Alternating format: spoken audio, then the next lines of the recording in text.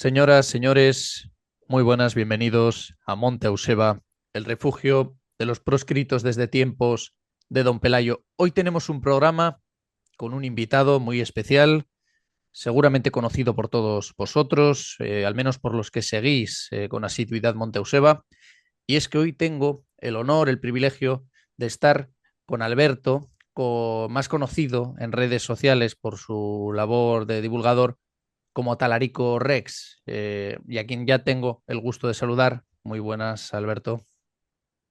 Muy buenas, Paulo. ¿Qué tal? Hoy venimos a hablar de un tema, podríamos decir manido, pero podemos decir que por manido no deja de ser muy interesante y no deja de ser muy épico. Vamos a hablar del ejército más poderoso de su tiempo. Vamos a hablar de tipos comunes y corrientes que dominaron los campos de batalla europeos durante, bueno, pues más de 2 siglos. Hoy vamos a hablar de los tercios, vamos a hablar de la infantería española y Alberto es un gran conocedor de ello. Así que Alberto es historiador, es, como he dicho, divulgador. Le podéis seguir en Atalarico Rex, en Instagram, en X. También va a empezar a aparecer ahora en programas, en sendos programas que haremos en YouTube, que publicaremos en formato podcast también en iVoox, en Spotify, en Apple Podcast. Así que sin más dilación, vamos a empezar a hablar de los tercios. Como digo, es un tema del que se ha hablado bastante, que se ha comentado mucho, muchas publicaciones. En los últimos tiempos se ha reivindicado mucho, pero que es muy interesante y que seguro que nos da un gran programa. Lo primero que quería preguntarte, Alberto, y si nos puedes explicar, ¿cuál es el origen de los tercios? ¿Dónde está el origen de esta infantería que, como digo, dominó los campos de batalla europeos y que fue el ejército más poderoso de su tiempo durante más de 2 siglos? ¿Dónde está el origen de los tercios? Bueno, pues el origen de los tercios yo creo que, bueno, creo no, o sea, está en las guerras de Italia, las primeras guerras de Italia que fueron en 1494-96, que enfrentaron a España, a la España de los Reyes Católicos, contra Francia, ¿vale? Porque Francia había invadido Nápoles en esa década y entonces Nápoles era posesión aragonesa, era de Aragón. Anteriormente, pues si recordamos, Aragón se había extendido por el Mediterráneo y pues tenía Nápoles, Sicilia, y entonces Francia quería aprovechar poder en Europa, por así decirlo, en Italia en específico, y invadió Nápoles y entonces mandaron a muchos ejércitos de España hacia allí. Y, y es verdad que oficialmente el tercio no nace como tal hasta las ordenanzas de Génova de 1536, pero es verdad que ya se puede ver el germen de los tercios está en estas guerras, en las que pues destacó un militar muy importante en nuestra historia, yo diría de los que más, de uno, yo diría que está como en el podio, en el top 3, que es el gran capitán Gonzalo Fernández de Córdoba, Que es natural de Montilla, el padre de los el padre de tercios. los tercios, el Podríamos padre de los tercios, considerarle y sí, así. el padre de los tercios, y si me permites, el padre de la guerra moderna, Es así tal decir, cual. es decir, que estamos diciendo que los tercios, con su padre, el gran capitán a la cabeza, no solo revolucionan, por así decirlo, la, la estructura militar de la monarquía española, sino que revolucionan la guerra. La guerra moderna, como la entendemos, son ellos quienes la inician, quienes la fundan, quienes dan comienzo, ¿no? Exacto. Bien, a mí me Exacto. gustaría Porque Sí, sí, comenta, por favor. no, no, no. Básicamente porque con el Gran Capitán, bueno, y en esta década es como el paso del siglo XV al siglo XVI, de la Edad Media a la Edad Moderna, como hemos puesto los historiadores, ¿no? Y eso, aquí la guerra va a cambiar, porque la guerra en la Edad Media, lo primordial va a ser la caballería pesada, que ahí es donde están los nobles, los que tienen la fuerza de la guerra, por así decirlo, porque antes en la Edad Media también había levas y los ejércitos se formaban con levas y no había ejércitos profesionales, por así decirlo.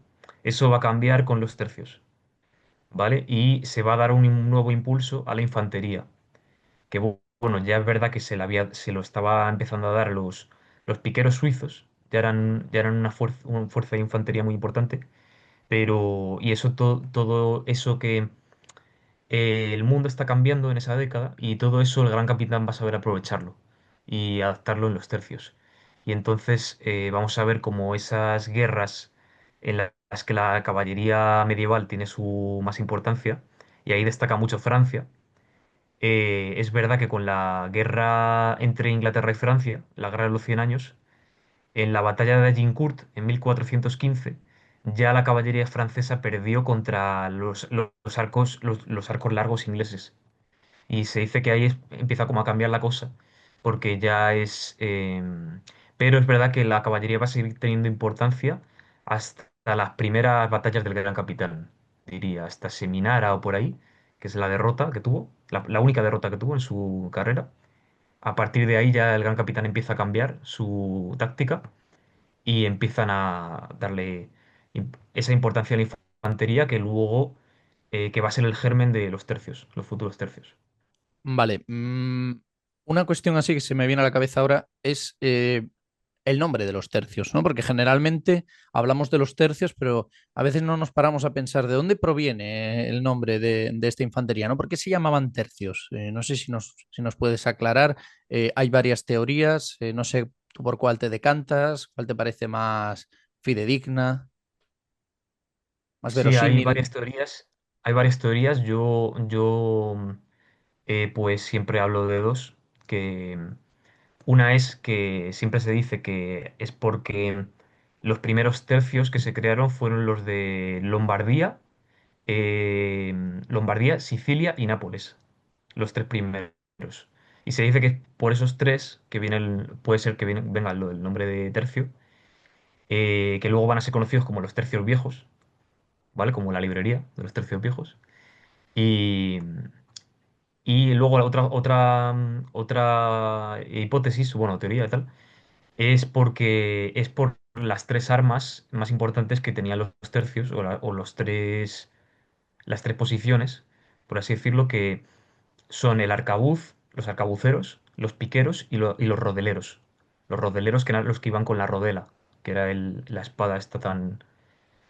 perdón, con el escudo, la rodela, y con la ropera, la espada ropera, que luego va a tener mucha importancia por el tema de la esgrima y tal. Y se dice que también puede ser por esos tres. Yo diría que puede ser por una de esas. O sea que por las armas y también por los tercios que inicialmente existían, por las unidades militares, Mm, que eran tres inicialmente, y entonces de ahí viene lo de tercios. Eh, Tengo aquí anotado una serie de puntos que me gustaría tocar hoy. Estábamos hablando del gran capitán, de Gonzalo Fernández de Córdoba, legendario, revoluciona la guerra, es el padre de la guerra moderna, es el padre de los tercios. Eh, y estábamos hablando de Italia, ¿no? De su papel ahí en Italia. ¿Cuáles fueron las batallas más importantes de los tercios en Italia y que de alguna manera fundan estas unidades militares, esta forma de hacer la mm. guerra? ¿Cuáles fueron? ¿Cuáles dirías así a Pues, grandes rasgos? Seguro que hay muchas, ¿no? Pero vale. se me vienen a la cabeza unas cuantas, no sé si podrías explicarnos. Sí, pues las grandes batallas, yo diría, las primeras grandes victorias del Gran Capitán, que de sobra conocidas, que son Ceriñola en 1503, la primavera de 1503, y Garellano, que fue en el invierno de ese año justo también. Pero eso fueron ya las segundas campañas que hizo el Gran Capitán. Eh, es verdad que ya hizo unas primeras campañas en las que perdió en la batalla de Seminara. Es la única derrota que tuvo el Gran Capitán en su vida. Y es una victoria que, o sea, perdón, es una derrota que le hizo aprender mucho. De las derrotas se aprende mucho. le hizo aprender mucho para luego las futuras batallas, porque ahí comprendió, Seminara está muy cerca de Sicilia y es un sitio muy cercano ahí, y ahí aprendió pues lo que tenía que implementar, ¿no? Se fijó mucho en el tema de los piqueros suizos, implementó lo que es lo que va a ser luego el cuadro de picas, ¿no? Tan característico de las tácticas. Y volvió un poco a también y utilizó como lo que es la guerra de guerrillas o la guerra irregular, que ya lo había probado en la guerra de Granada. La guerra de Granada es la que ya había estado, era el gran capitán en la guerra de Granada combatiendo, y pues muchas cosas que ya sabía, pues ya las implementa en Italia. Y a partir de ahí, pues ya no va a dejar de vencer siempre. Y en 1500 eh, fue la isla de Cefalonia, la batalla de Cefalonia en Grecia, que eso no fue contra los franceses, sino contra los turcos, porque también justo antes de que se reanudase la guerra entre Francia e Italia, se inició una guerra contra los turcos en el Mediterráneo porque estaban expandiéndose y tomaron la fortaleza de Cefalonia, que es una isla que está en Grecia, ¿vale? Y luego, pues allí el Fernando el Católico le llamó para que volviese a Italia, y ahí fueron las batallas de Ceriñola, de Garellano, donde destruyeron a la caballería francesa.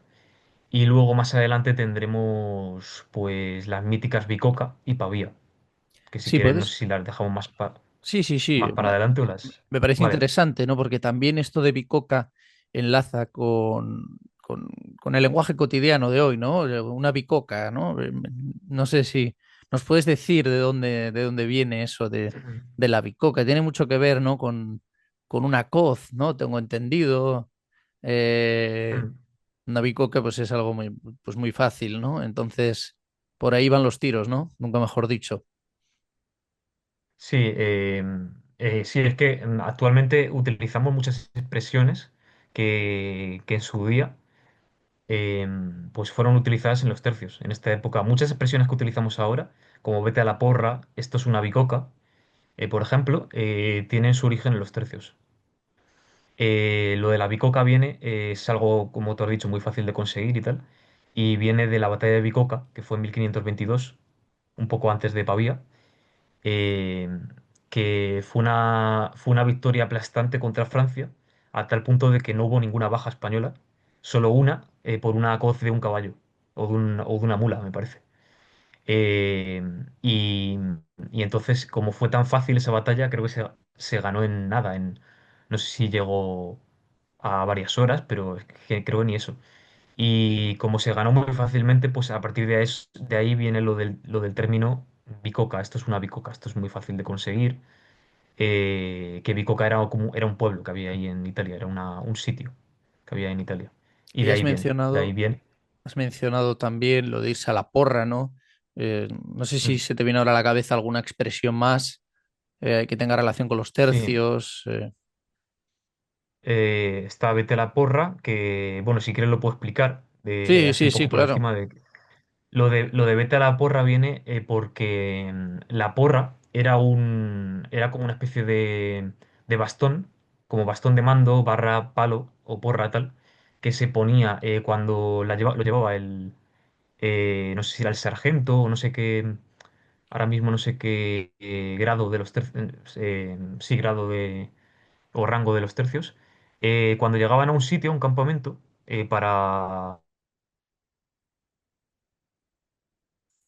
la clavaban en el centro, y pues ahí mandaban a todo el que pues cometiese alguna fechoría o hiciese algo malo y tal. La forma de arrestarle, por así decirlo, era mandarle a la porra. Entonces le decían, vete a la porra. Y ya el tío que estaba arrestado, pues se tenía que ir arrestado a la porra. Y ahí hacía guardia y se comía los turnos de noche o estaba ahí, pues arrestado hasta que le levantaran el castigo. Y de ahí viene el tema de vete a la porra. Es un término, una expresión militar, del ámbito militar. Y luego alguna otra que se me ocurra. Creo que hay alguna más, pero es que ahora no me viene a la cabeza. Pero hay alguna más por ahí. Esas son las más conocidas, ya te digo, la de Bicoca y la de Vete a la porra. Muy bien, pues si te parece, has mencionado la batalla de Pavía, vamos a saltar ahí, si no voy mal es en el año 1525. ¿Qué nos Ujú. puedes decir de Pavía? Porque es verdad que es una batalla que es muy recordada, ¿no? Y que no sé si tienes datos curiosos sobre Pavía, si por qué fue Sí, importante, sí. qué supuso, quién tuvo participación. Un poco hablar de Sí, Pavía. pues Pavía es muy importante. El año pasado se cumplieron 100 años, de hecho, de la batalla. Sí. Fue el 24 de febrero de 1525. Digo el día porque es muy importante porque era el día del cumpleaños del emperador Don Carlos V, Don Carlos I de España y V de Alemania. Fue el día de su cumpleaños. Y una victoria, además. Qué mejor regalo de cumpleaños, una victoria. Y, y además fue muy importante porque, bueno, fue contra Francia, también ahí en Italia. Pavía es un pequeño, como una plaza que había cerca de Milán, ¿vale? En el Milanesado, creo que estaba. Y era importante, entonces los tercios, pues, para defenderla, eh, lo que hicieron es meterse también, lo que hacían, ir a un sitio en alto, ahí desplegaron a todos sus arcabuceros y cuando vino la caballería francesa, pues lo que hicieron es básicamente reventarla a base de arcabuzazo y ahí se produjo una derrota aplastante de Francia hasta tal punto de que el rey francés Francisco I fue capturado en la batalla, capturado por tres o cuatro, depende de la fuente, españoles. Uno de ellos era granadino, creo que se apellidaba Dávila. Otro de ellos era gallego, Alonso Pita da Veiga, que de hecho obtuvo luego una pensión, me parece, del rey. Y bueno, y luego vivió bastante bien gracias a esa captura. Y el otro era un vasco, un vizcaíno, eh, que ahora mismo no recuerdo el nombre, Juan de Urbieta. pero bueno, Juan de Urbieta. Juan de Urbieta.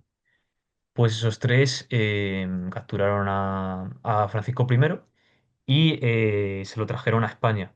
Dicen, aunque he visto que es un poco también mito, que estuvo incluso en Madrid, estuvo incluso en la Torre de los Lujanes, en la Plaza de la Villa, en Madrid, que os sonará porque, bueno, está al lado, está muy cerca de la Plaza Mayor de Madrid. Y hay como, pero yo por lo que he leído no está del todo claro que estuviese ahí, que le metiesen ahí, pero sí que es verdad que parece que estuvo en España y, y bueno, y luego es verdad que pagaron su rescate y ya volvió a Francia. Pero bueno, eso fue una derrota humillante, porque capturar al rey también, Sí, imagínate. dos cosas. Una, bueno, tres. Eh, Alguna Ujú. vez escribí en X sobre este hecho de la captura del rey de Francia por parte de los soldados de los tercios, y siempre alguien, seguramente catalán, me ampliaba la información diciendo que también había participado en la captura un catalán, cuyo nombre en estos momentos, perdonadme, no recuerdo. No recuerdo. Eh, la segunda, tengo entendido que cuando Francisco I, si es que entró en Madrid, porque tú lo estabas poniendo en duda, ¿no? Yo siempre lo había dado por hecho. Cuando entró en Madrid, dijo aquello de bendita España que pare y cría hombres armados, viendo a los niños en las plazas, en las calles de Madrid, jugar con espadas de madera. Y bueno, también decir, por último, que se firmó un tratado de paz en el que se reconocía la victoria de España, de la monarquía española, frente a Francia, pero que se incumplió nada más, liberaron al rey de Francia, Francisco I, o sea que no tuvo mucho más, ¿no? En ese tratado, pues, bueno, no se cumplió mucho. Mientras estuvo en España, que es lo que tú no dabas por sentado, que yo tenía entendido, pues sí, se respetó, lo firmó, se reconocía la victoria de España, pero una vez volvió a Francia, pues ya volvió a las suyas, ¿no? La cosa al poco tiempo continuó. Estamos Bueno, o hablando sea, yo... de... Dime, dime. No, no, eso que... sí, yo he dicho que sí, en España sí que estuvo, parece ser. Lo que decía yo es que no es seguro que estuviese justo en la Torre de los Lujanes, Mm. porque ahí si vas y tal, te lo pone ahí, creo, en una placa y tal. No es seguro, pero bueno, que ya está, que eso son nimiedades. Lo importante es que estuvo y que fue capturado y que luego pidieron su rescate. Y sí es verdad, la frase esta que has dicho tú de... sí que la había escuchado yo, lo de cuando ve a los niños jugar con espadas y tal. Y respecto a lo del catalán que has dicho, eh, sí que, claro, yo es que había escuchado en otras fuentes que eran cuatro los que la habían capturado en realidad. Y puede ser el catalán Joan de Aldana o Juan de Aldana, el que tú Puede ser, dices. puede ser. Sí, es que lo he buscado. Ni Puede confirmo ser. ni desmiento. Oh, si lo has buscado entonces. eh, Sí, lo he buscado y parece, sale en algunas crónicas. Así que, vale, bueno, vale, vale. Bueno, entonces hemos curioso. hablado hasta ahora del origen de los tercios, de dónde viene el nombre de tercios para denominar a esta infantería española, o esta infantería de la monarquía española, no mejor dicho, ¿no? Porque no solo la constituían españoles, también podremos hablar sobre eso si quieres. Hemos hablado de Gonzalo Fernández de Córdoba, el padre de la guerra moderna, el padre de los tercios, el gran referente, ¿no? Si queremos hablar de los tercios hay que hablar del gran capitán. Hemos hablado de las batallas que tuvieron lugar en Italia, hemos hablado pues de Ceriñola, hemos hablado de Bicoca, hemos hablado de Pavía, hemos hablado también de algunas expresiones como irse a la porra, como una bicoca, ¿no? En referencia a la batalla que tiene lugar en el habla habitual, cotidiana, contemporánea, y que tiene su origen en los tercios. Y ahora, en la siguiente parte, me gustaría hablar, bueno, vamos a hablar de los reyes, de las batallas que tuvieron lugar o que, digamos, las que combatieron los tercios durante el reinado de Carlos I, de Felipe II. Son muchas, evidentemente no las vamos a mencionar todas, pero vamos a hablar un poco de las más importantes, como vamos a hablar de los personajes ilustres más relevantes que combatieron en los tercios. Algunos incluso puede que os sorprendan porque no son eran militares, pero a lo mejor no los tenemos tan asociados al ámbito militar, ¿no? Sin embargo, pues algunos combatieron en los tercios, era algo bastante común, ¿no? Las armas y las letras, ¿no? Muy característico eso de nuestro siglo de oro. Y vamos a hablar de un montón de cosas. Pero eso va a ser, ahora nos vamos a tomar un pequeño descanso y vamos a volver con todos estos temas. Así que, nada, para vosotros, un pequeño corte y seguimos hablando de los tercios españoles, el ejército más poderoso de su tiempo, con el gran Atalarico, con el gran Alberto.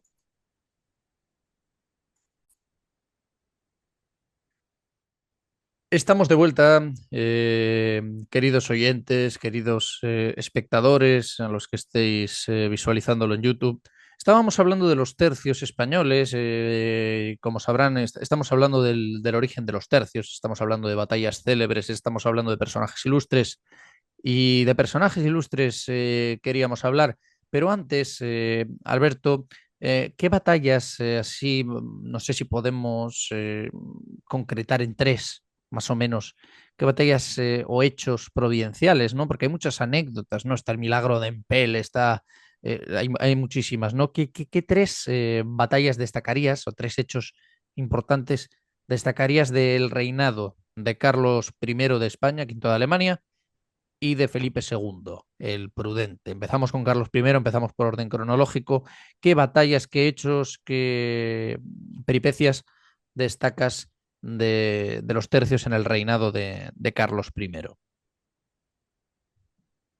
Vale, pues Pavía, obviamente. Pavía, obviamente, es quizá de las más importantes. Pavía y Bicoca. Quizá las meto ahí juntas porque fueron casi muy seguidas. Y luego, obviamente, Mulberg, o Milberg, no sé cómo se pronuncia. Claro que a La nivel, batalla a de Milberg, nivel icónico, ¿no? Con el cuadro de Tiziano, ¿no? Que en el que con el aparece cuadro de Carlos, Tiziano, Carlos con el V cuadro Mulber. con el cuadro de Tiziano, que eso que si vais al Prado, en Madrid, justo cuando entráis por la sala principal del Prado, a los pocos pasos, a la derecha está el cuadro de Tiziano de Carlos V en la batalla de Múlberg, y al lado está el de su hijo, el retrato de su hijo Felipe II. De hecho, hay los retratos poderosos de nuestros reyes.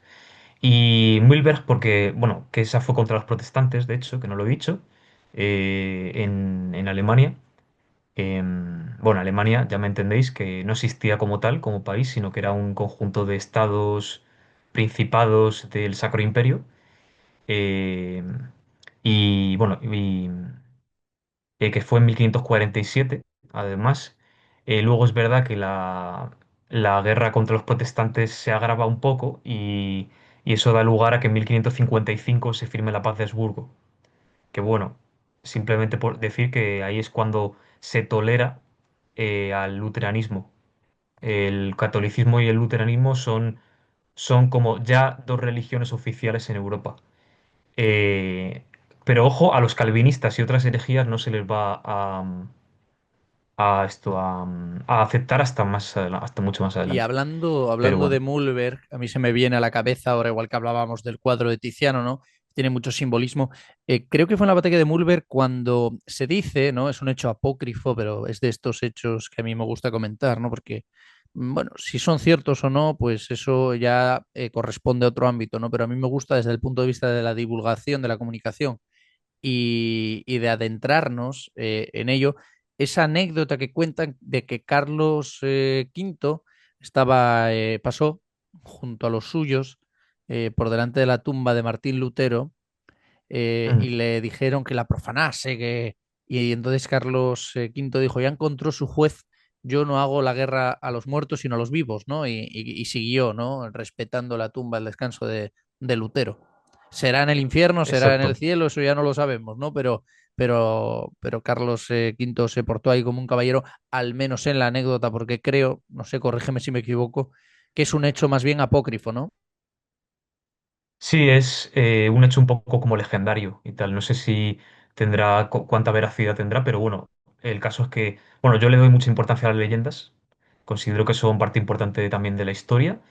Y si esa leyenda está ahí, por algo será. A mí, bueno, leyenda lo que sea. Pero bueno, si el dicho, pues.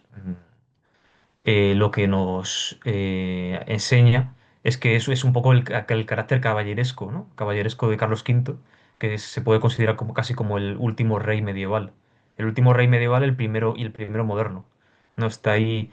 Y como incluso a sus enemigos, después de muertos, les tiene como ese respeto de decir, no, pues no hay que profanar la tumba, sino que descanse porque ya habrá encontrado su juez. Y ya está. A mí lo que me suscita esa frase es eso. Y, y sí, muy, muy buena frase. Porque sí, justo Lutero había muerto unos años antes. Bueno, más batallas. Durante el reinado de Carlos I ya hemos mencionado unas cuantas, ya has mencionado unas cuantas. Sobre en el reinado de Felipe II, el prudente, ¿qué hechos destacarías de los tercios en este periodo, ¿no? ¿Cuáles dirías que Sí, son los más significativos? Felipe II el pues a ver, prudente. con Felipe II, quizá la primera batalla más importante es Pavía, es San Quintín, la batalla de San Quintín en 1557, porque justo solo llevaba un año de rey de Castilla, de momento, porque un año antes Carlos V abdicó su hijo en Felipe II, pero abdicó en los territorios de España, porque en el Sacro Imperio lo dejó para su hermano, Fernando de Habsburgo, criado en Castilla, además, castellano.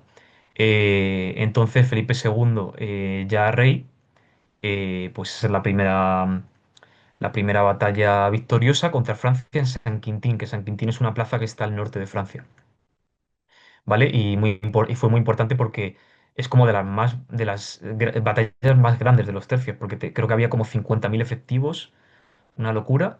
No solo había españoles, sino que, claro, el ejército de la monarquía hispánica estaba compuesto también por alemanes. Muchos eran lansquenetes, que eran como mercenarios que llevaban unas espadas súper largas, como de estas de doble filo. Eh, eh, y luego también estaban flamencos, flamencos católicos de Flandes, italianos, de Lombardía, de Nápoles sobre todo. Entonces había un poco de todo y fueron dirigidos por el duque de Saboya. ¿Vale? Manuel Filiberto de Saboya, que de hecho Francia fue como una especie de venganza contra los franceses porque Francia había atacado su ducado anteriormente, el ducado de Saboya, y entonces un poco por venganza se unió a Carlos V y se lo perdona, bueno, sí, a Carlos V y luego a Felipe II y se lo devolvió en San Quintín. Y, y luego coincidió que esa batalla fue un 10 de agosto. El 10 de agosto es el día de San Lorenzo mártir, el de el que murió en unas brasas, en una parrilla, ¿vale? Y gracias a esto, a esta victoria, Felipe II luego mandó construir el monasterio de San Lorenzo del Escorial. Pues en honor a esta batalla, a esta victoria. Así que ahí queda. Esa es diría, la más importante y luego Felipe II también tuvo otras. La segunda más importante yo diría que es Lepanto. Aunque bueno, aunque esa fue batalla naval, que ahí había, me imagino que infantería de marina y bueno, ahí también participó Venecia, Malta, porque ahí fue la Liga Santa. No La fue más solo grande la monarquía ocasión que hispánica. dieron los siglos, ¿no? Y habrían de Exacto. dar los venideros. Que Sí, diría un como dijo personaje, Cervantes. que diría un personaje que está en el grupo de los ilustres que combatieron en los tercios a los que antes hacía referencia, que a lo mejor no tenemos tan asociados al mundo militar, que es Miguel de Cervantes. Efectivamente, yo añadiría en el reinado de Felipe II, bueno, podemos añadir varias, ¿no? Eh, Hay más, hay más. claro, naval también podemos hablar de la Armada Invencible, que no se llamaba así, la Grande y Felicísima Armada, que tampoco se llamaba así, creo, en los documentos, sino que aparece como Gran Armada o la Armada, pero bueno, para entendernos, Mm, eh, mm. podemos hablar del milagro de Empel, ¿no? Sí, También ahí entre la realidad, la leyenda, lo místico, eh, me parece muy interesante y el además es milagro de como muy, Empel. muy mítico. Sí, también fue muy importante Gravelinas, que Gravelinas, fue que fue en el 58, que fue 2 años después que de San Quintín. Y es como la que sella la guerra entre España y Francia. Por eso luego al año siguiente de Gravelinas se firma la paz de Cateau-Cambrésis, que la paz de Cateau-Cambrésis es ya como el fin de la guerra entre Francia y España que se llevaba extendiendo por 60 años, por lo menos, en Italia. Y en esa paz, de hecho, en esa paz, esa paz es como el inicio de la hegemonía total de España, para que se hagan una idea, porque ahí la princesa Isabel de Valois de Francia se casa con Felipe II, ¿vale? Una princesa francesa se casa con Felipe II. Eso suponía, en esta época que los matrimonios eran como políticos, como alianzas políticas tal, que tuvieras que dar tú de tu reino una princesa para que se case con el rey como el rey que te ha vencido, eso era como una especie de que eso era un significado de que tú estabas por encima de que España en este caso estaba por encima de Francia. Así que bueno, y luego Isabel de Valois pues fue muy importante porque fue la madre de varias hijas que tuvo Felipe II. y Y bueno. tengo entendido que esto lo busqué preparando el programa sobre Felipe II, el podcast que hice, dedicado a su vida y a su reinado, que Isabel de Valois era una mujer que verdaderamente amó a Felipe II, que era una reina de la que Mm, estaba enamorado. También tuvo algunas amantes, Osorio, por ejemplo, ¿no? Isabel de Osorio, sí. pero que Isabel de Valois de las reinas fue de las que más, porque Felipe II se casó 4 veces, si no voy mal, Cuatro tuvo cuatro veces, sí, mujeres porque y por Isabel de se le Valois murieron a su muerte estuvo bastante muy afectado. Entonces, bueno, eso como Sí, es que también es normal porque Isabel de Valois es con la que estuvo más tiempo. De las cuatro, creo recordar. Bueno, a lo mejor junto con la última. Pero vamos, que. Porque las dos primeras se murieron pronto, ¿no? Y quizá quizá sí, quizá Isabel de Valois fue la más, con la que más tuvo cariño. Sí, por eso, estuvo más tiempo también. Vale, entonces ahora vamos a hablar de soldados importantes. No tienen por qué ser soldados específicamente, pero tampoco tienen por qué ser de fuera del ámbito militar. ¿Cuáles dirías tú que son Mm, los, eh, pon cinco, o bueno, seis, los siete, vale. cuatro, los que veas, militares de los tercios más importantes, más icónicos, que tú creas que han tenido una mayor trascendencia en el devenir de la infantería española en aquellos tiempos?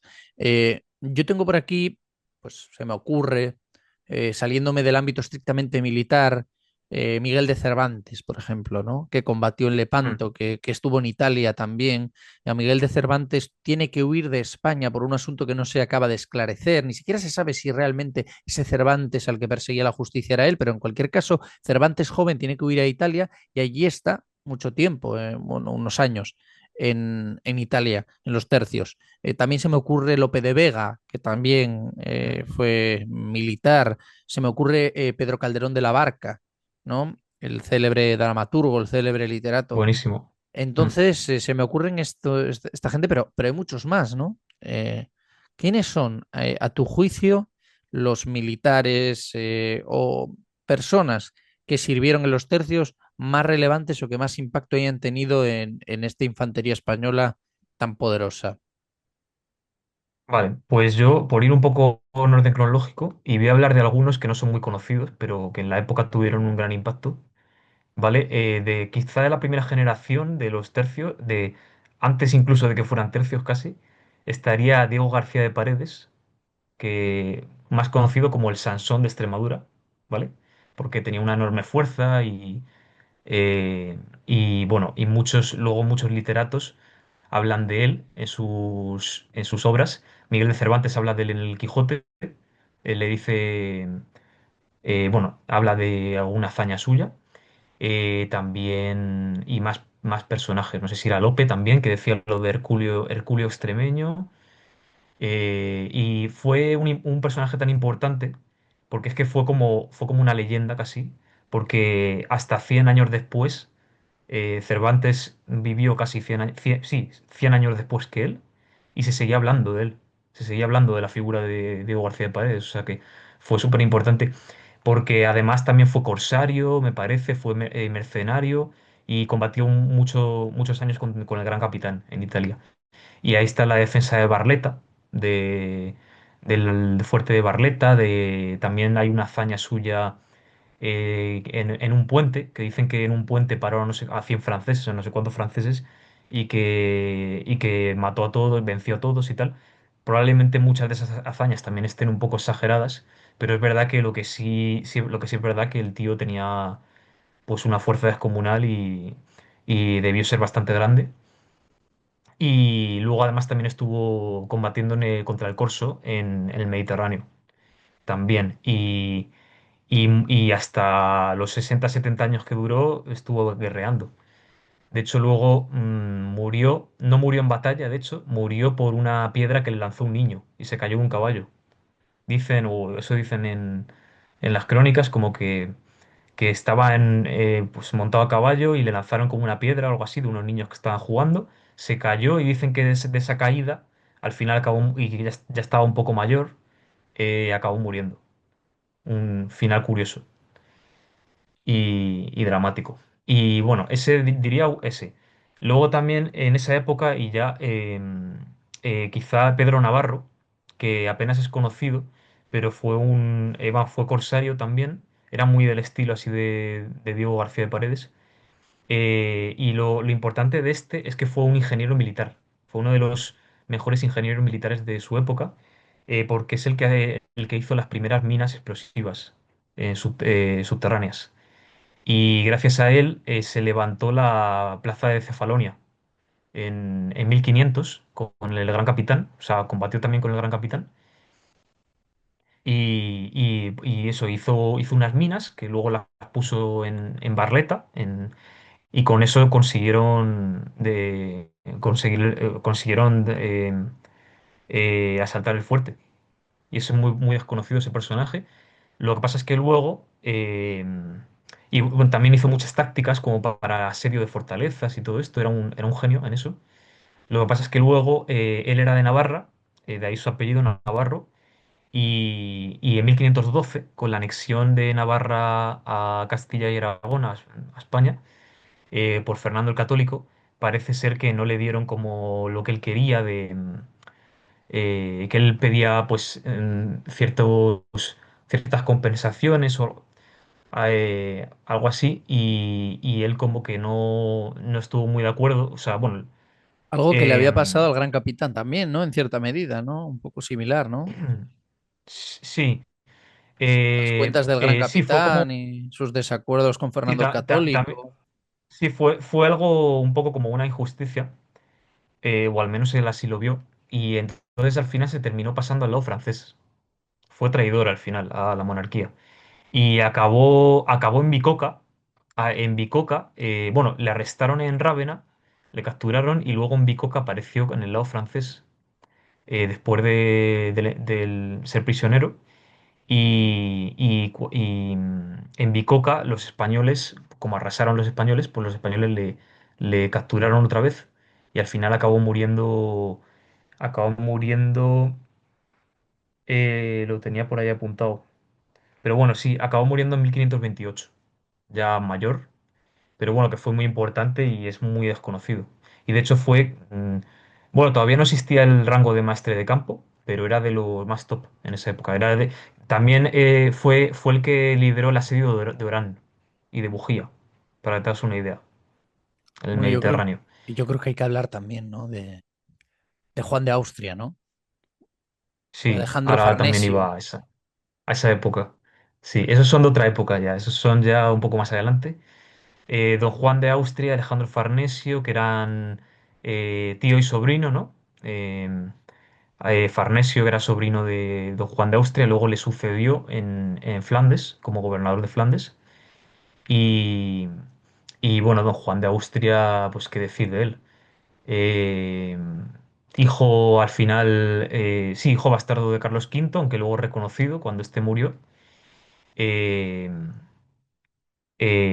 pues se llamaba Jeromín, pero su padre, pues al reconocerle, le cambió el nombre a Juan, a don Juan de Austria, y pues participó en la guerra de las Alpujarras, que ya venciendo a los moriscos, que se habían levantado contra Felipe II y tal. Luego, sobre todo, su más recordada victoria fue en Lepanto, que él la dirigió con 24 añitos, solamente dirigió la flota de la Santa Liga en la batalla de Lepanto, 1571, y bueno, él estaba en la nave capitana, la Real, y detrás justo tenía a otro importantísimo que era don Álvaro de Bazán. Don Álvaro de Bazán, que bueno, eso podríamos hablar de él en otro programa de la Marina Española, si quieres, o de la Armada, Sí, porque por el porque contacto que tengo contigo, creo que te apasiona, ¿no? El tema de Álvaro de Bazán. No sé, corrígeme si me sí, equivoco, que le sí. tienes bastante devoción al personaje, ¿no? Sí, es que es apasionante. No perdió ninguna batalla. El tipo invencible, ¿no? Así, Invencible, el invicto. el El invicto. invicto también habló del Lope de Vega en un famoso soneto. eh, pues muy recordado. Tiene un epitafio ahí muy chulo también en el Marqués el viso del Marqués, en, en su castillo que Sí, tenía en Ciudad Real. sí. Hice una publicación sobre ello, pero Sí, no me recuerdo ahora acuerdo. todo lo que dice, pero está muy. Habla del Era, turco, era algo del así como, francés. sí, era algo así como, bueno, lo del epitafio exactamente en su tumba era lo de que vivió como sabio o vivió como soldado y murió como santo o algo así. Dice un montón de cosas y luego dice murió como santo, Ya. creo recordar. Pero bueno, y luego Álvaro Bazán estaba en la retaguardia de Lepanto y fue como el genio. En realidad Álvaro Bazán fue la cabeza de esa batalla, el genio. Pero claro, luego ya la fama pues se la llevó don Juan de Austria, obviamente, porque era el que dirigía la campaña, porque... pero bueno, y ya tampoco me enrollo mucho más. Luego al final a don Juan de Austria le mandaron a Flandes para ser gobernador y luchó junto a su sobrino Farnesio en la batalla de Gembloux, en 1578, y que fue una victoria arrolladora contra los rebeldes holandeses protestantes. Y ese mismo año, lamentablemente, falleció de tifus, dicen de una tifus, sí, de tifus, en el asedio de Namur, de la plaza de Namur, que está en Bélgica actualmente. Y ahí pues le sucedió en el gobierno Alejandro Farnesio, que estuvo también unos añitos y estuvo unos años y pues él heredó todo lo que había aprendido de don Juan de Austria, básicamente. Aunque eran de la misma edad. Eran tío y sobrino, pero de la misma edad. Porque Felipe II se llevaba mucho tiempo o sea, con don Juan de Austria. O sea, Juan de Austria al final fue un hijo fruto de las aventuras de las aventuras de vejez, por así casi, de Carlos V, entre comillas. Vale. Y sí, se llevaban, creo que cuando don Juan de Austria era niño, ya Felipe II era adulto y todo. Pero bueno, ¿Alguno más? ¿Algún personaje más que quieras comentar así de esta época del siglo XVI? ¿O crees que con pues estos ya... con estos yo creo que el siglo XVI ya... Ah, bueno, sí, quería hablar de uno también del siglo XVI que no es tan conocido. Bueno, es quizás más conocido, pero está ya ahí, que es Julián Romero, que fue maestre de campo. Maestre de campo de... Porque no hemos hablado de maestres de campo como tal, de los tercios, porque bueno, en los tercios había diferentes rangos. Eh, el rango más alto era el maestre del campo, que era como si decimos ahora, como si decimos mariscal, por así decirlo, pero no existía el rango de mariscal en los tercios españoles, sino que era maestre de campo. Y Julián Romero, a mí me gusta mucho ese personaje, porque, eh, porque él empezó siendo un tambor, un niño tambor, que si eras tambor, músico y tal, era como lo más bajo en el escalafón de los tercios. Era de un pueblo de Cuenca, de familia humilde, pero de hidalgos, y eso se alistó en los tercios como tambor, y fue ascendiendo por méritos hasta maestre de campo, y fue uno de los maestres de campo con más años de experiencia y más importante de los tercios.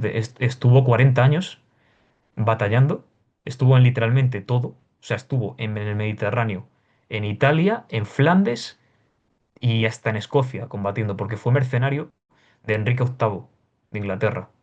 En unos años ahí que, como de treguas y tal, se fue de mercenario con Enrique VIII y estuvo combatiendo en Escocia.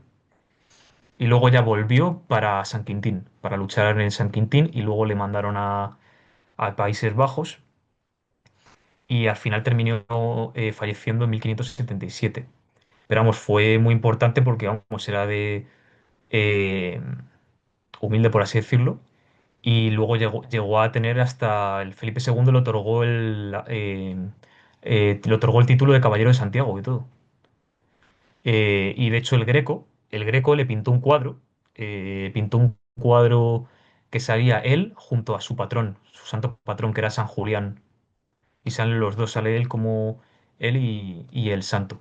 Que además creo que es el patrón de Cuenca, si mal no recuerdo, de donde era natural, San Julián. Y, o sea, que tuvo mucha importancia ese. Y además, de hecho, se quedó tuerto. O sea, se quedó tuerto, perdió un brazo, una pierna y creo que una oreja y todo, según he leído. Y bueno, Muy de Blas no de se Lezo eso, le, ¿no? Bueno, muy de Blas de sí, sí, Lezo sí, y de los tiempos, o sea, sí, hasta Millán Astray, ¿no? Incluso más adelante, claro, claro, los justo. mutilados de guerra eran muchos, ¿no? Sí, Yo a Julián Romero le justo. conocí por el libro, mira, de hecho, aquí, bueno, los que estéis viendo en YouTube lo podréis ver. Tengo a mi espalda el libro de Tercios de José Javier Esparza. Y en el libro, si no Ujú. voy mal, habla de él. Y de hecho creo que tiene una novela escrita sobre Julián Romero. No sé si es una novela, un ensayo, pero tiene escrito sobre Julián Romero. Sí, es que es muy de novela su historia. Sí, sí, sí, Y es que sí. es como un Blas de Lezo en el siglo XVI. Sí, ya te digo, no le conozco en profundidad, pero sí he oído eso Pero, y de así que tuvo una vida tal. y así hay un montón de personajes. Pero vamos, Y a este es raíz del libro, muy pues curioso. sí. Y si te parece, saltamos un poco en el tiempo, porque creo que de otra persona de la que hay que hablar es de Ambrosio Spínola, en Ujú. relación con los tercios. Y sobre todo, pues la gente lo conocerá por ser el de la rendición de Breda, ¿no? Sobre todo este hecho conocido por el cuadro magnífico de Diego Velázquez, también conocido como Las Lanzas, en el que bueno, está presente Ambrosio Spínola. ¿Qué nos puedes decir de Spínola? ¿Qué nos puedes decir de la rendición de Breda? Un poco de contexto histórico, un poco lo que supuso, lo que se representa en el cuadro. Y si quieres mencionar alguno más, pues Vale. bienvenido sea. Pues Ambrosio Spínola es muy importante. Eso ya es del siglo XVII, ya más posterior, más adelante. eh, Quizás el más conocido de esa época, que de hecho, bueno, sale en el cuadro de las lanzas, creo que también lo meten en la peli de La Triste, en la película de La Triste, protagonizada por Viggo Mortensen. Eh, Sale todo el tema de Breda y tal, y bueno, salen los libros de A la Triste de, Claro, de Pérez Reverte, de hecho que, el tercer libro de la saga de la Triste se llama El Sol de Breda. Está sí, sí, sí, dedicado eso, a los Países Bajos justo, justo. Justo, justo. A mí no me gustan mucho esos libros, pero bueno, es verdad que reconozco que tuvieron un buen impacto en los años 90, una época en la que todavía apenas se hablaba de los tercios y es verdad que bueno, Pérez Reverte lo puso como un poco en los años 90 y en el después, hablar. Y porque después, pues sí, pero que empezó en los 90 me empezó refiero, en el la noventa y saga seis fue el de A primer la Triste. libro, sí, la primera 96. novela.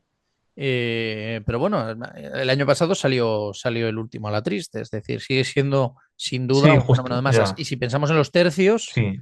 pensamos en a la triste, al menos Ujú, en la sí, cultura de calle, es decir, Pérez Reverte, yo no sé si aquí hago para alguno de abogado del diablo, ¿no? Porque sé que hay mucho odio a Pérez Reverte desde determinados ambientes, por si es afrancesado, si es negro legendario. A mí me parece que, bueno, al margen de lo que podamos pensar de su pensamiento, una cosa está clara y es que ha divulgado mucho la historia de España y sobre todo ese periodo, ¿no? Del siglo de oro, de los tercios, a través del personaje de Diego Alatriste y de sus novelas, ¿no? Entonces, lo han sí, llevado ya. al cine también, como bien has dicho. Entonces, bueno, a mí sí me Sí, gustan. sí, yo de hecho. Yo sí tengo afición de hecho, no sé si se ve, aquí Mm. atrás tengo las novelas. Estas son las de la Sí, yo triste. tengo alguna también. Estas son las de Yo la tengo, triste. sí, justo ahí. Las ocho. Yo tengo alguna también Entonces, en mi casa.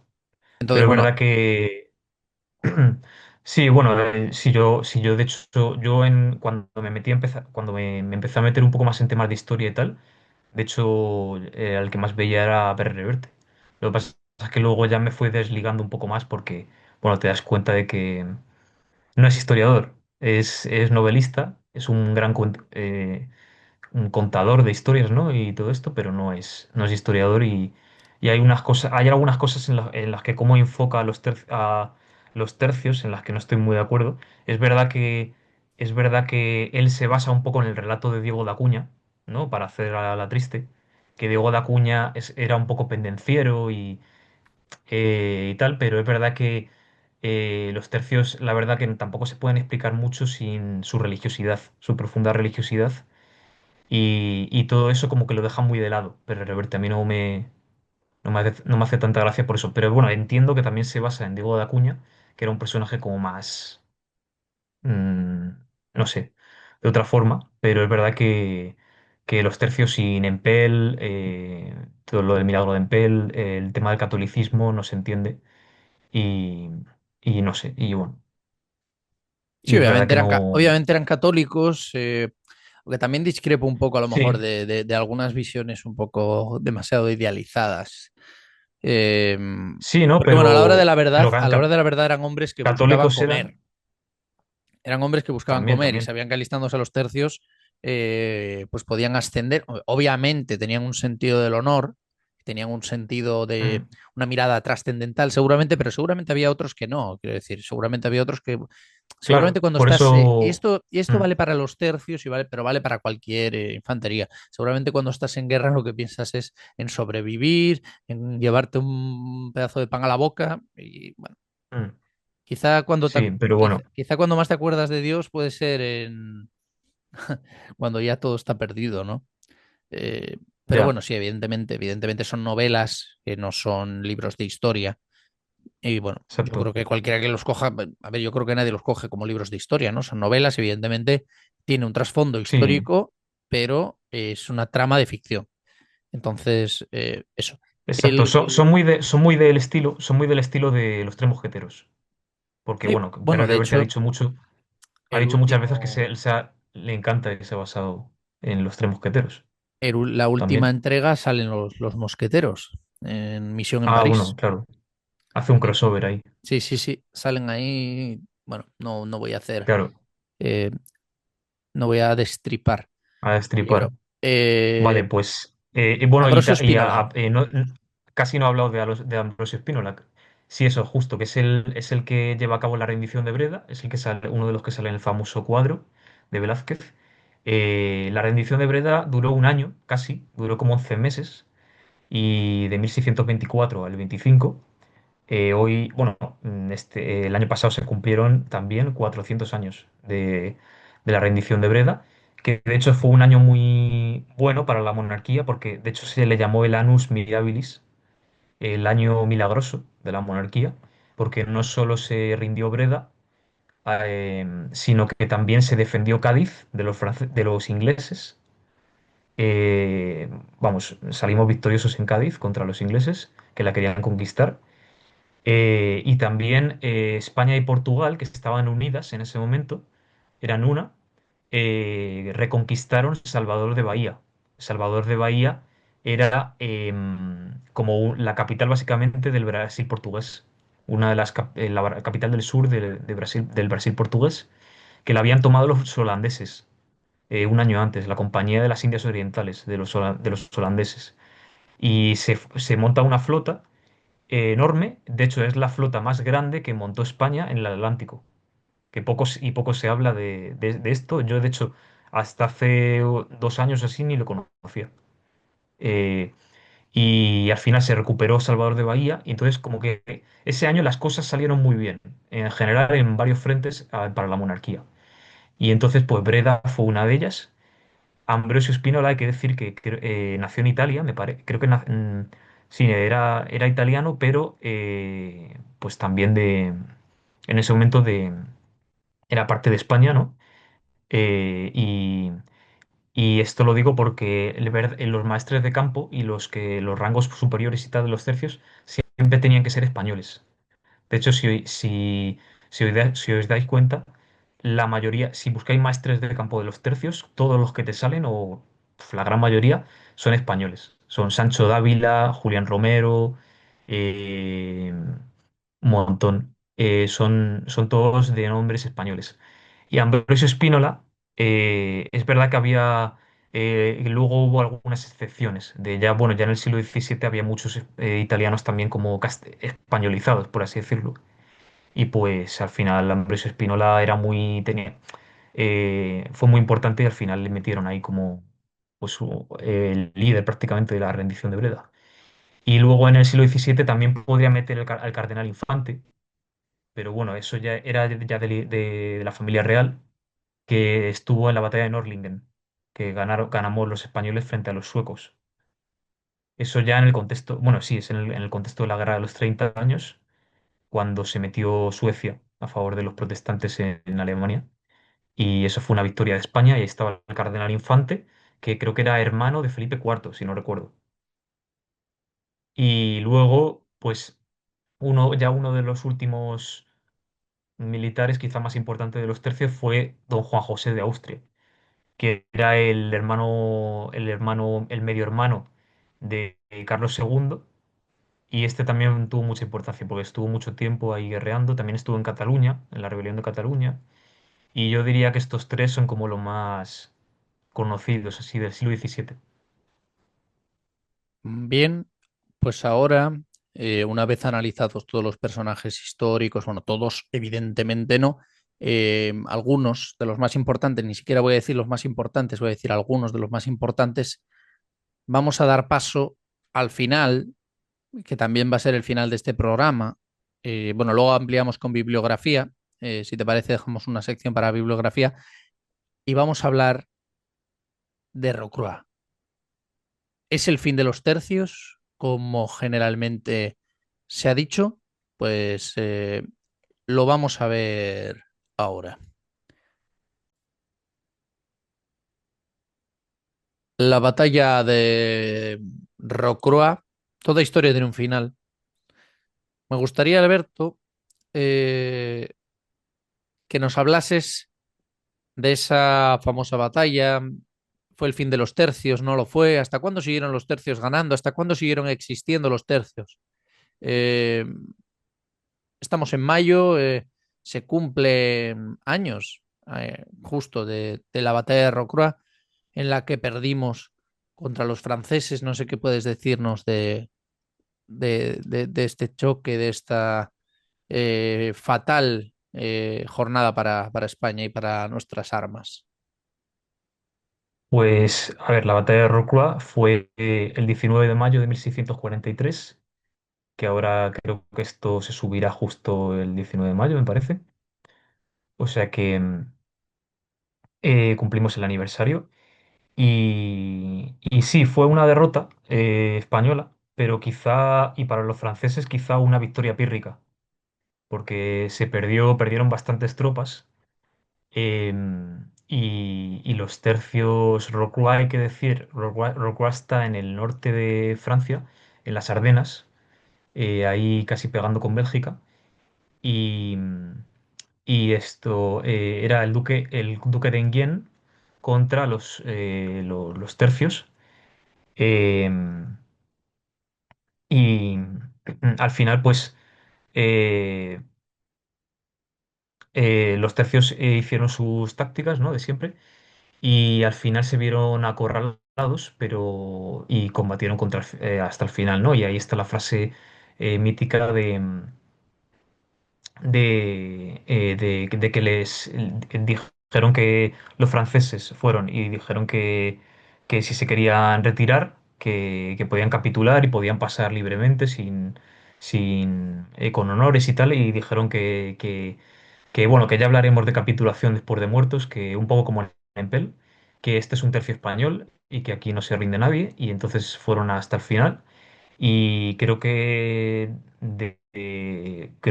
bueno, sobrevivieron algunos españoles, pero es verdad que bueno, pues fue esa derrota que de hecho no fue la última de los tercios. Siempre se habla de que fue el final del Imperio Español y tal, que no es verdad. Eh, Ahí, porque después va a seguir habiendo victorias de los tercios, por ejemplo en Valenciennes, en 1656, eso es ya como 13 años después de Rocroi, y fue una victoria, o sea que Rocroi no fue el fin del imperio. De hecho, tanto Rocroi como Valenciennes tienen dos cuadros de Ferrer Dalmau, Augusto Ferrer Dalmau, el gran pintor de batallas. Pues tiene el de Rocroi, sobre todo es el más famoso, eh, y que ahí se pueden ver todos los tercios y todo. Ves a uno con el morrión, a uno que parece como el maestre del campo, ves al tambor, al chaval tambor, ves un poco eh, como todos los rangos, por así decirlo, de lo que había en los tercios, se puede ver muy bien todo eso. Y luego, bueno, en Valenciennes sí que ganaron los tercios.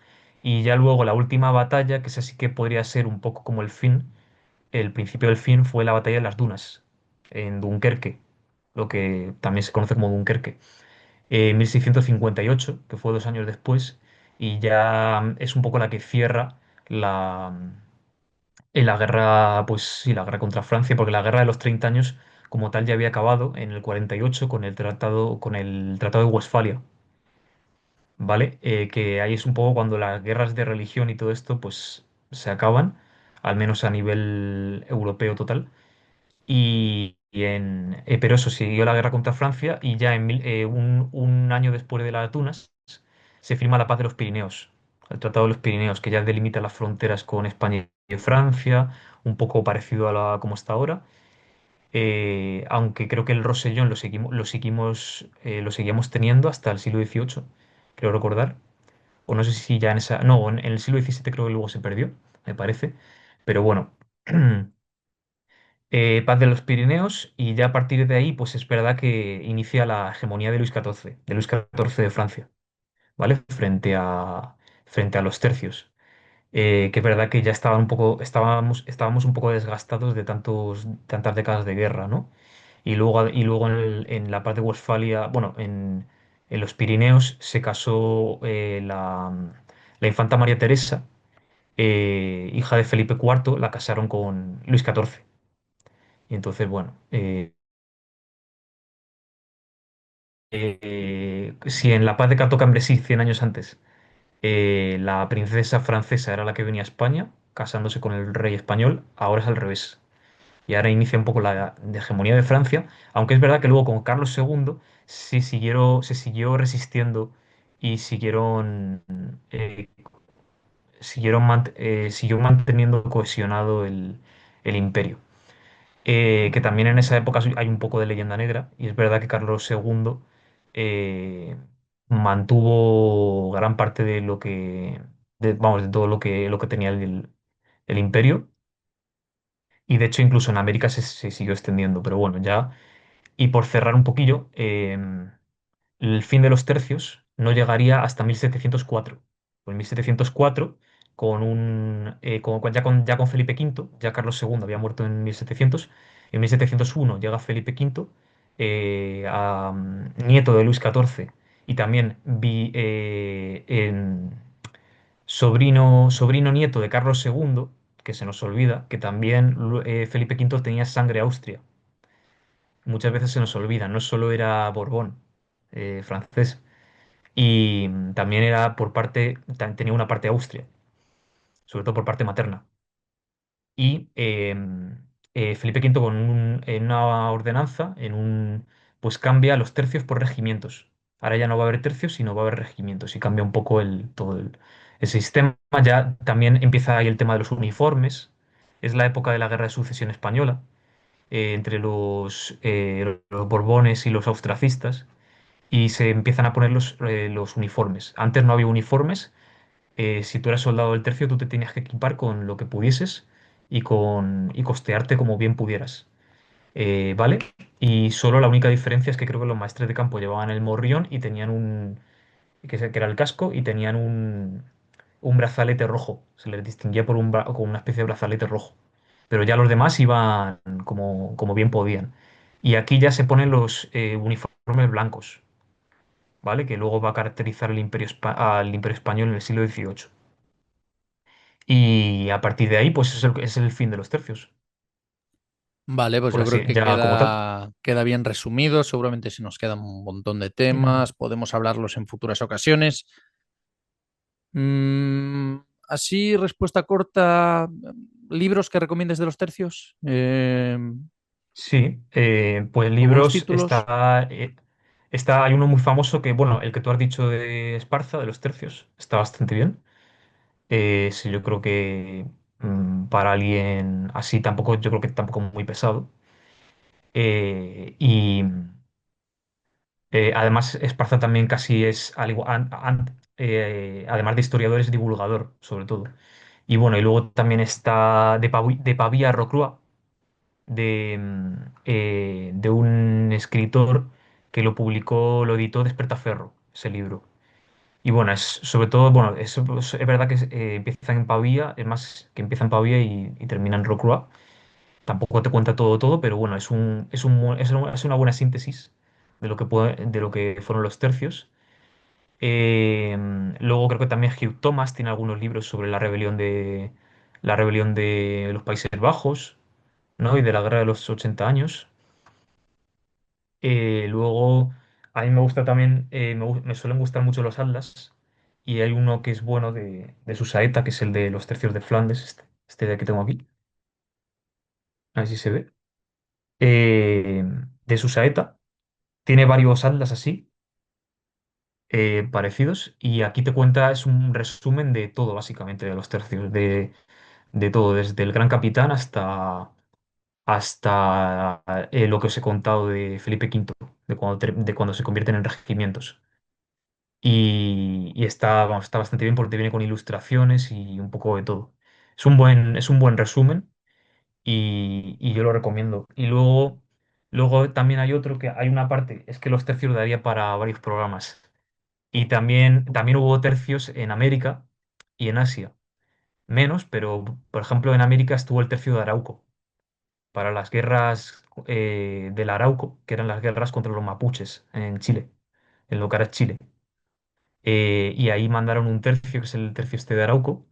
Y luego también en Asia hubo pequeñas unidades de los tercios, en Filipinas sobre todo. eh, y hay una revista de Despertaferro está muy bien, que es de los tercios en Asia, que es una especial. La tengo por aquí, a ver si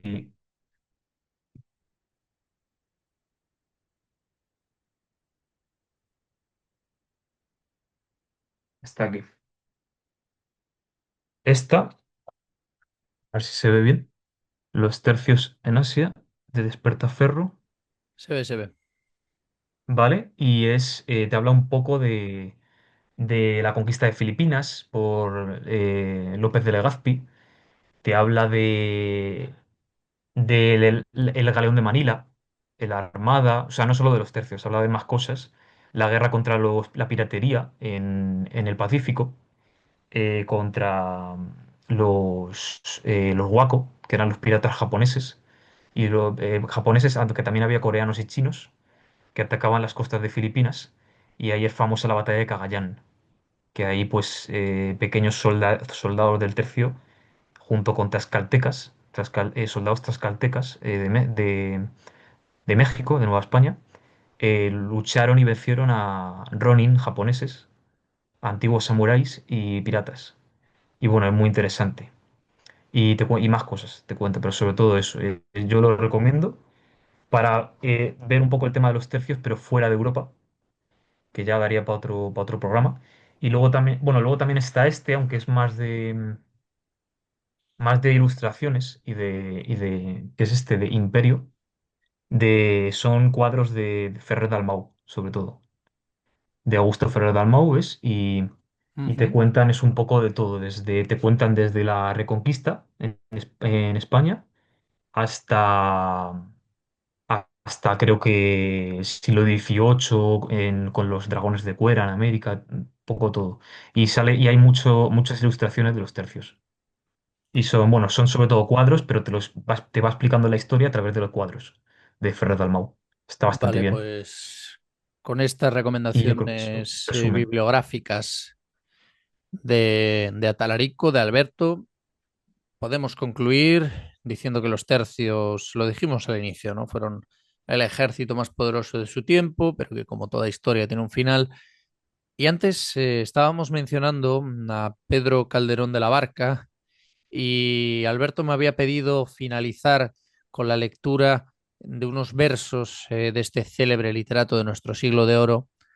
Así que Alberto, si te parece, lees a Calderón y ponemos fin a este programa sobre los tercios, el ejército más poderoso de su tiempo, los tercios españoles.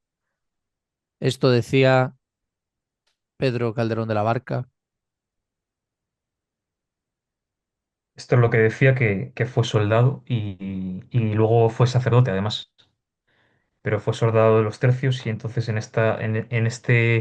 este poema se puede ver muy bien cómo eran los tercios, ¿no? Y las características más importantes de los tercios. Y así, y así dice el poema de Calderón. Este ejército que ves, vago al hielo y al calor, la república mejor y más política es del mundo, en que nadie espere que ser preferido pueda por la nobleza que hereda, sino por la que él adquiere, porque aquí a la sangre excede el lugar que uno se hace, y sin mirar cómo nace, se mira cómo procede. Aquí la necesidad no es infamia, y si es honrado, pobre y desnudo un soldado, tiene mejor cualidad que el más galán y lucido. Porque aquí, a lo que sospecho, no adorna el vestido del pecho, que el pecho adorna al vestido. Y así, de modestia llenos, a los más viejos verás, tratando de ser lo más y de parecer lo menos. Aquí, la más principal hazaña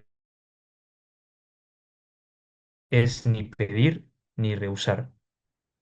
Aquí, en fin, la cortesía, el buen trato, la verdad, la firmeza, la lealtad, el honor, la bizarría, el crédito, la opinión, la constancia, la paciencia, la humildad y la obediencia,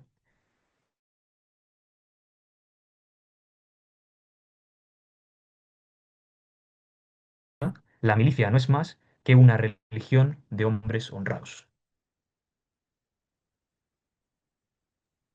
La milicia no es más que una religión de hombres honrados y esto ha sido el programa dedicado a esos hombres honrados que constituyeron la milicia más poderosa de la historia de España. Alberto Atalarico, ha sido un placer hacer este programa contigo y nada, te mando mi agradecimiento por aceptar la invitación. A todos los espectadores, a todos los oyentes, les agradezco si han llegado hasta aquí. Espero que les haya gustado, que les haya entretenido, que les haya servido como introducción, como información, tal vez que hayan podido conocer cosas que desconocían. Y no sé si quieres decir algo, Alberto, para despedir o cierro ya directamente el programa. Bueno, pues que el placer es mío, Pablo, que muchas gracias por darme este espacio. Y, y nada, seguimos dándole caña. Pues los que lo escuchen o los que lo vean, eh, me pueden seguir en mis redes sociales, ¿no? Estoy sobre todo en Instagram, pero también en Twitter ahora, que me he unido hace poco a Twitter. Y, y me pueden seguir en atalarico barra baja historia en Instagram o atalarico rex, también lo podéis buscar así. Y en Twitter, Atalarico East o Atalarico Rex y ya yo creo que os sale. Y a mí sabéis que me Pues podéis seguir apareceremos en... Sí, en perdona, más es que tertulias. se me había congelado la imagen y el Sí, audio. Y a mí sabéis que me podéis seguir en Monte barra baja Useba, tanto en Instagram como en X. Bueno, tenéis todos los enlaces en el canal de YouTube, en el podcast también, en la plataforma que lo escuchéis. Alberto, un placer, queridos espectadores, y sin más, nos vemos. Me despido desde el Monte Useba, el refugio de los proscritos desde tiempos de Don Pelayo. Hasta pronto.